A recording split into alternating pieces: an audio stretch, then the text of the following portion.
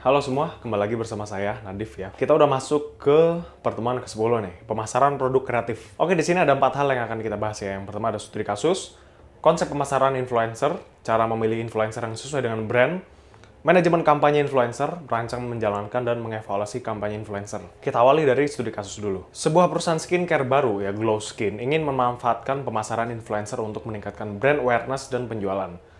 Target pasarnya adalah perempuan berusia 18-30 tahun yang peduli pada perawatan kulit alami. Mengapa teori konformitas relevan dalam pemasaran influencer? Jawabannya karena teori konformitas menjelaskan mengapa audiens cenderung meniru perilaku atau rekomendasi influencer. Baik untuk diterima secara sosial, normatif, maupun karena menganggap informasi valid atau informatif, jadi kayak terpercaya gitu ya. Jika kampanye gagal mencapai target, apa langkah perbaikan yang bisa dilakukan? Jawabannya dengan menganalisis audiens influencer, memastikan gaya komunikasi influencer relevan dengan nilai brand, dan mengevaluasi kredibilitas serta engagement influencer. Apa perbedaan antara konformitas normatif dan informasional dalam konteks kampanye influencer? Jawabannya, konformitas normatif terjadi saat audiens mengikuti rekomendasi influencer agar merasa diterima. Sementara konformitas informasional terjadi karena audiens percaya rekomendasi tersebut benar dan terpercaya. Langkah apa saja yang perlu dilakukan Glow Skin untuk mengevaluasi keberhasilan kampanye influencer? Jawabannya, iterasi memungkinkan desainer memperbaiki dan menyempurnakan produk berdasarkan feedback dari uji pengguna. Hal ini memastikan produk akhir memenuhi kebutuhan pengguna dan bebas dari masalah penggunaan yang menghambat pengalaman pengguna. Jika kampanye gagal mencapai target, apa langkah perbaikan yang bisa dilakukan?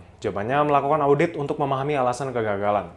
Memilih influencer lain yang lebih sesuai, menyesuaikan pesan kampanye, dan meningkatkan monitoring selama kampanye. Yang kedua akan kita bahas adalah konsep pemasaran influencer. Pemasaran influencer adalah strategi pemasaran yang memanfaatkan individu dengan pengaruh besar di media sosial untuk mempromosikan produk atau jasa. Influencer memiliki kemampuan untuk mempengaruhi opini dan keputusan pengikut mereka karena kredibilitas, otoritas, atau hubungan emosional yang terjalin dengan audiens. Teori konformitas dalam pemasaran influencer. Teori konformitas menjelaskan bagaimana individu cenderung menyesuaikan sikap, kepercayaan atau perilaku mereka untuk sesuai dengan kelompok sosial tertentu. Dalam konteks pemasaran influencer, audiens cenderung mengikuti influencer yang mereka kagumi karena dorongan untuk menyesuaikan diri. Oke, ini ada jenis-jenis konformitas. Yang pertama ada konformitas normatif. Individu mengikuti opini atau tindakan kelompok untuk diterima secara sosial. Konformitas informasional, individu mengandalkan opini influencer karena mereka percaya informasi yang diberikan akurat. Konformitas identifikasi, individu mengadopsi nilai atau gaya influencer yang mereka idolakan untuk merasa serupa dengan mereka. Cara memilih influencer yang sesuai dengan brand. Memilih influencer yang tepat adalah langkah kunci dalam kesuksesan kampanye pemasaran. Beberapa langkah yang diperlukan adalah analisis brand, memahami identitas, nilai, dan target audiens dari brand.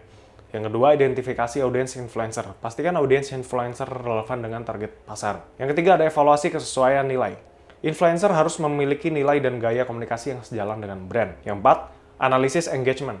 Perhatikan tingkat interaksi, bukan hanya jumlah pengikut. Kelima, periksa kredibilitas. Pastikan influencer memiliki reputasi baik dan tidak terlibat kontroversi. Oke, kita bahas manajemen kampanye influencer. Manajemen kampanye melibatkan 3 fase utama. Yang pertama, merancang kampanye. Tentukan tujuan kampanye dari brand awareness, engagement, atau konversi. Tentukan anggaran dan format konten. Susun pesan utama yang ingin disampaikan. Yang kedua, menjalankan kampanye. Kolaborasi dengan influencer untuk memastikan mereka memahami tujuan kampanye. Pantau progres dan pastikan konten dipublikasikan sesuai jadwal. Yang ketiga, evaluasi kampanye. Analisis performa dengan metrik seperti tingkat engagement, jangkauan, dan ROI. Ambil pelajaran untuk strategi berikutnya. Oke, sekian aja di pertemuan 10 kita kali ini. Jangan lupa like, komen, dan subscribe.